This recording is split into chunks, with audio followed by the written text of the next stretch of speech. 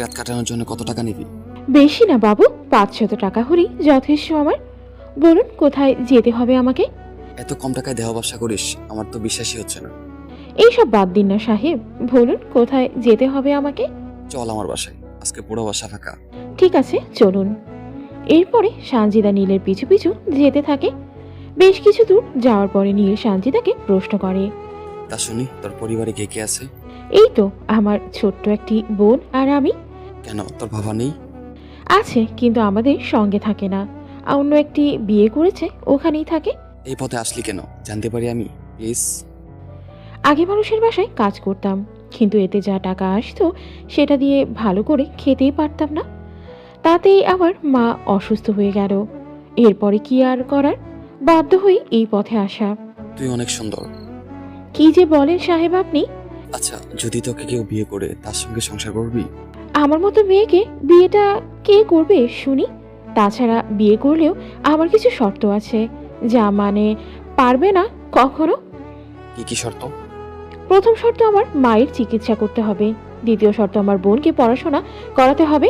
তৃতীয় শর্ত, একসঙ্গে সবাইকে থাকার অনুমতি দিতে হবে।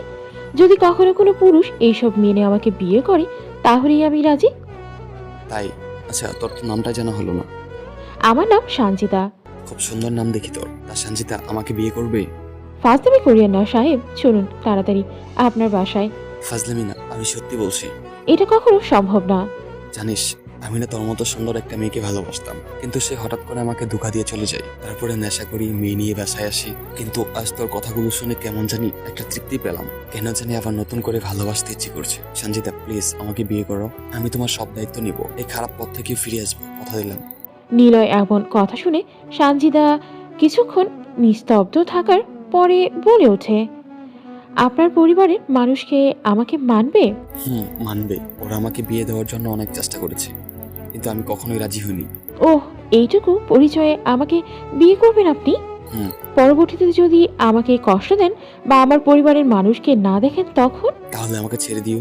সানজিদা আবার বেশ কিছুক্ষণ ভাবার পরে নীলকে বলে, আচ্ছা আমি রাজি। আমি তোমাকে এই মুহূর্তে বিয়ে করতে চাই, চলো কাজে অফিসে যাই। আচ্ছা চলো। তারপর নীল এবং সানজিদা বিয়ে করে বাড়িতে যায়। বাড়িতে যাবার পর তার বাবা মা অনেক খুশি হয় নীলের সাথে নীলের বউকে দেখে।